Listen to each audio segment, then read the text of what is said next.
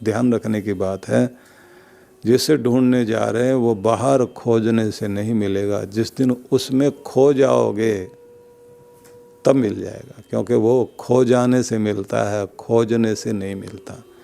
खो जाए अपने अंतर में व्यक्ति, तब बात बनती है। एक और कमाल का भजन सुना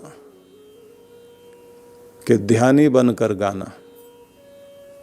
तेरे अंदर साज बज रहा है और बजाने वाला तेरा प्रीतम प्यारा बजा रहा है। उस ध्यानी के साथ अगर तुम ध्यान लगा लो, अंदर ही मंजीरा बज रहा है, अंदर ही तबला बज रहा है, अंदर ही साज है और अंदर ही वो स्वर गूंज रहा है जो आनंद नाद है, कि अगर तुम वहाँ ध्यान लगा लो तो बस बात बन जाए। जैसे यहाँ कहा, कस्तूरी मृग नाभि माही, बन बन ढूंढत घासी रे, मोए देखत आवे हाँसी रे। कस्तूरी नाभि में है और हिरन पूरे जंगल में उस सुगंध को ढूंढता घूम रहा है, वो भी घास में। तुम्हारा आनंद तुम्हारे अंदर छिपा हुआ है। कहत कबीर सुनो भाई साधो, भेद मिलो अविनाशी रे। अविनाशी का भेद तो मिल गया हमको, क्योंकि अंदर है। और जिनको नहीं मिला तो वो पानी में मीन प्यासी रे। वो तो पानी में जैसे मछली प्यासी हो, ऐसी स्थिति है। और सोचने वाली बात भी है, आप लोग देखते हैं ना कि पूरी दुनिया में किसी के भी शरीर पर स्मेल आ रही हो, दुर्गंध आ रही हो, तो धोने के लिए कहाँ जाएगा आदमी? पानी में जाएगा। और पानी के अंदर मछली रहती है, उसको बाहर निकालो, पानी के अंदर रहने के बाद भी उसकी दुर्गंध नहीं जाती, उसमें दुर्गंध बनी रहती है। कुछ लोग तो हॉस्पिटल जा कर के ठीक होके आते हैं, कुछ वहाँ से बीमारी लेके आते हैं। कुछ लोग सत्संगों में जाकर ठीक होकर आते हैं और कुछ सत्संगों से ही बीमारी लेके आते हैं। जिसने चेतना है वो चेत लेगा और जिसने नहीं चेतना है वो कहीं भी नहीं चेतेगा। इसलिए कबीर की वाणी बहुत अद्भुत वाणी है। दोहों पर जाएं तो बहुत सारे दोहे हैं, भजन पर जाएं तो बहुत सारे भजन हैं। भजन पर जाएं, झीनी झीनी बीनी चदरिया, राम नाम रस भीनी चदरिया। देह के विषय में गाया कि बहुत प्यारी, बहुत कोमल, बहुत सुंदर ये देह की चादर भगवान ने बुनी है। जब मोरी चादर बन घर आई, रंगरेज को दीनी, ऐसी रंगी रंगरेज ने लालो लाल कर दीनी चदरिया, राम नाम रस भीनी चदरिया। जब मोरी चादर बन घर आई, जन्म लिया, घर में आ गए, तो उसके बाद घर में चलने फिरने लग गए ना। रंगरेज को दी नहीं, सिखाने वाले को दी फिर ये चादर। और सिखाने वाले अगर गुरु से ही मिल गए, उसने रंग दिया चादर को, तो फिर वो क्या सिखाएगा? लालो लाल कर दीनी चदरिया, कीमती बना दिया उसने चादर को। और यहाँ लालो लाल का एक अर्थ और भी है। लाल रंग प्रेम का रंग है, जो हमारे आप सब के अंदर बहता हुआ खून है ना, उसका रंग। ज्ञानी अज्ञानी, बड़ा छोटा, अमीर गरीब, सब के अंदर एक जैसा खून बह रहा है और सबको उसी प्रेम की जरूरत है। तो उस प्रेम को दे करके, उसमें रंग करके कीमती बना दिया गुरु ने, लालो लाल कर दीनी चदरिया। और कबीर ने तो अपने भजन में जो ये कहा ना, दास कबीर जतन से ओढ़ी, ज्यों की त्यों दर दीनी चदरिया, कि इसको ऐसा ओढ़ा कि दाग नहीं लगने दिया, जतन से ओढ़ी। इसका प्रयोग बहुत जतन पूर्वक किया, क्योंकि वो बार बार इस बात के लिए कहते हैं, चादर ओढ़ गर्भ मत कीजिए, ये 2 दिन तुमको दीनी चदरिया, ये बहुत थोड़े समय के लिए देह तुम्हें दी गई है, इसको लेकर के बहुत घमंड में मत रहना। तुम्हारा जीवन छोटा जीवन है। तो ये सारे अगर हम भजन की बात करें तो भजन में तो बहुत कुछ है कबीर के।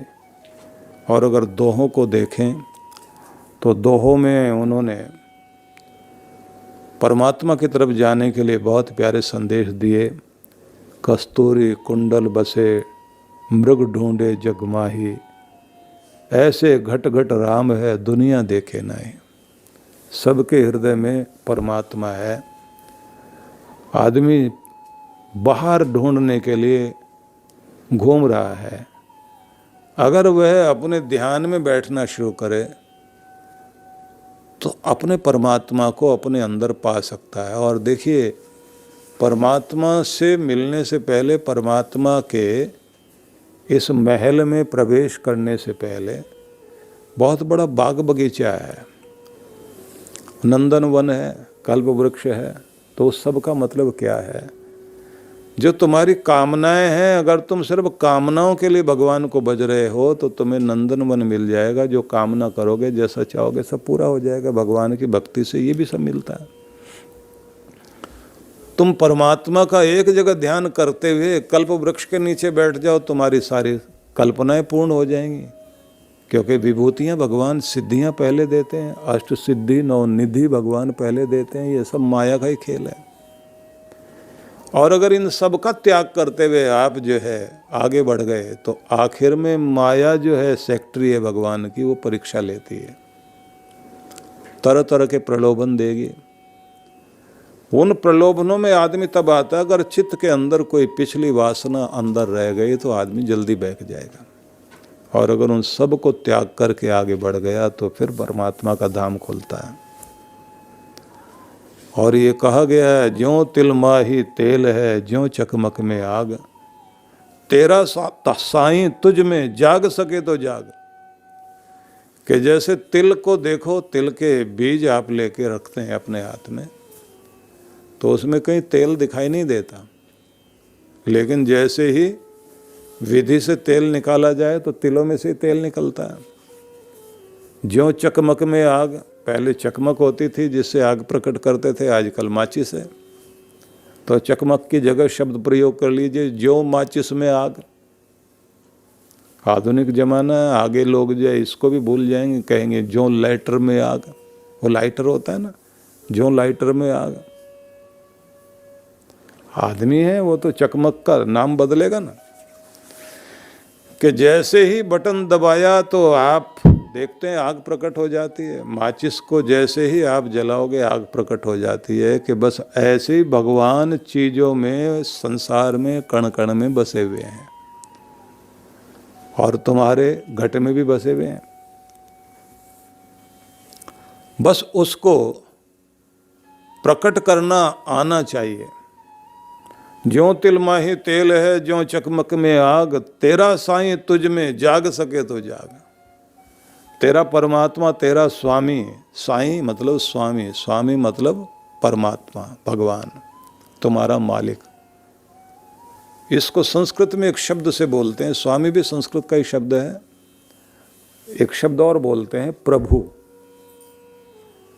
जो जिसकी प्रभुता, जिसका प्रभाव पूरी दुनिया में है, वो भी मालिक, प्रभाव वाला, जिसकी प्रभा, जिसका प्रकाश चारों तरफ है और जिसका प्रभुत्व सब और है, मतलब मालिक, मास्टर जिसे कहते हैं। तेरा साईं तुझ में जाग सके तो जाग, जो तेरे ऊपर क्या सारे संसार में राज करता है, जिसका प्रभाव है वो तेरे अंदर ही है, जाग सके तो जाग। और यहाँ तक उदाहरण दिया, ज्यों नैनों में पुतली, त्यों मालिक घर माए, मूर्ख लोग न जाने हैं, बाहर ढूंढन जाए। आँखों में जो पुतली है ना, उसी में जो रोशनी है वो देख रही है। ये बाहर वाला जो आँख का रूप है ना, वो नहीं। कि अंदर जो चीज़ देखती है तुम उसको समझो। कि जैसे तुम्हारी आँखों में पुतली बसी हुई है और वो देखती है, उसके अंदर बैठी हुई शक्ति देख रही है। कि ऐसे ही त्यों मालिक घर माए, मालिक अंदर बैठा हुआ है। मूर्ख लोग न जानिए है, बाहर ढूंढन जाए। मूर्ख लोग बाहर ढूंढने के लिए जा रहे हैं, तो बाहर वो मिलेगा नहीं। किसी भी चीज़ में जब आप ढूंढते रहोगे तो नहीं मिलेगा। अंदर ढूंढ लीजिए, फिर बाहर भी दिखाई देगा। ये कमाल की बात है। जब अंदर अनुभूति होती है भगवान की, तो फिर कण कण में महसूस होने लगता है। अंदर अनुभूति होने के बाद फिर बाहर भी दिखाई देने लग जाता है। इसलिए कहते हैं ना कि हर और जब ब्रह्मांड में परमात्मा नजर आने लग जाए, उस विश्वतो मुख जिसको कहा गया है, विश्वमुख परमात्मा का, विश्वनाथ परमात्मा का जब दर्शन होने लगता है, काशी में भगवान शिव का जो स्वरूप है वो विश्वनाथ है। इसलिए काशी विश्वनाथ शब्द प्रचलित है। पूरे विश्व का नाथ, जिसके सब और मुख हैं, जो सब और देख रहा है, जो सबको देख रहा है, भले ही हम उसे देखें ना देखें। तो उस प्यारे ईश्वर को वृक्ष जो पूछे बीज को, बीज वृक्ष के माही। वृक्ष अगर पूछे कि बीज कहाँ है, तो बीज वृक्ष के माही। जीव जो ढूंढे ब्रह्म को, ब्रह्म जीव के माही। कि कोई वृक्ष के अंदर, वृक्ष से या वृक्ष ही पूछे बीज को कि तू कहाँ है, तो बीज जो है पेड़ के अंदर ही है। एक दिन आएगा तो प्रकट होगा। जीव जो ढूंढे ब्रह्म को, ब्रह्म जीव के माये। ये जीव जो है भगवान को ढूंढता घूमता है, लेकिन उसी के अंदर, चेतना के अंदर ही परम चेतना विराजमान है। डाल जो ढूंढे मूल को, मूल डाल के माहे। जड़ जो है, डाल अगर जड़ को ढूंढे तो मूल डाल के माही। जड़ जो है सबके सारे पेड़ की डाल के अंदर ही है। और अगर आप उस डाल को समझना चाहते हैं जो मूल को ढूंढ रही है, तो ऐसे समझें कि सारा भोजन वृक्ष को मिल रहा है तो उस मूल के कारण ही मिल रहा है। ऐसे कहते हैं सबको जो कुछ भी दुनिया में मिल रहा है ना, सबका आदि मूल एक ही है और वो भगवान है।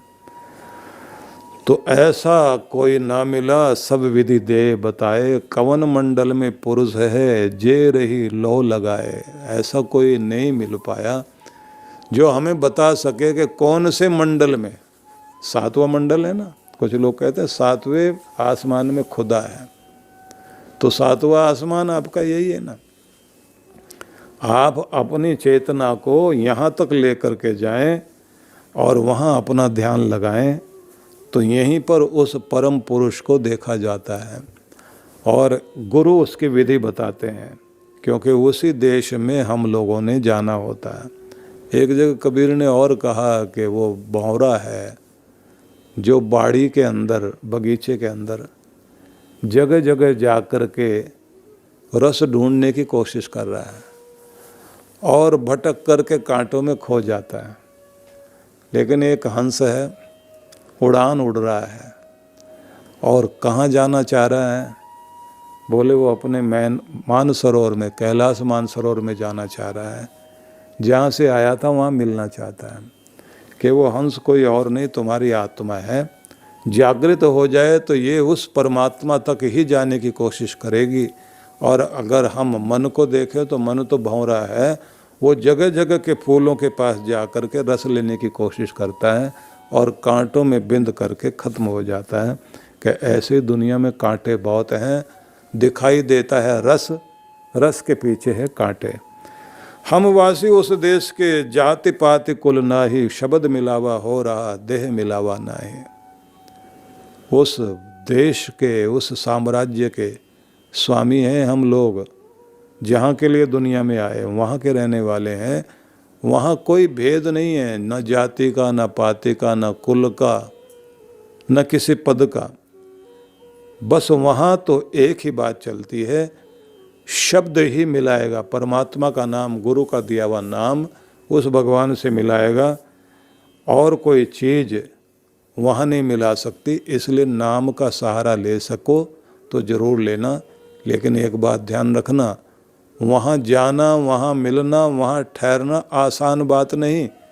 कबीर ने इसको लेकर के कहा कि जहाँ चींटी न चढ़ सके, राई न ठहराए, सुई की नोक के ऊपर जहाँ चींटी भी न टिक सके, राई का दाना भी रखें, इतनी कोई पतली नोक है, ऐसे तुम अपने उस भाव को ले जाके अपने मन को एकाग्र करो। वहाँ तुमने अपनी चेतना को ठहराना है। वहाँ ठहर गए तो वहीं से फिर रास्ता जाएगा उस देश की ओर जहाँ से उसके दर्शन होते हैं। मन पवन का गम नहीं, तहाँ पहुँचे जाए। वहाँ पर मन जो है, जो पवन की तरह से गतिमान है, उस मन को भी उस जगह तुम केंद्रित कर लो, वहाँ पहुँचे जाए। वहाँ पर जा कर के तुम ठहर जाओ, स्थिर हो जाओ, तब तुम्हें उसके दर्शन होंगे। तो आप समझ लीजिए कि ये केवल वो विधि है जो गुरु बताते हैं। और वहाँ जाने के लिए कहा कि वो जिससे मिलना वो कैसा है,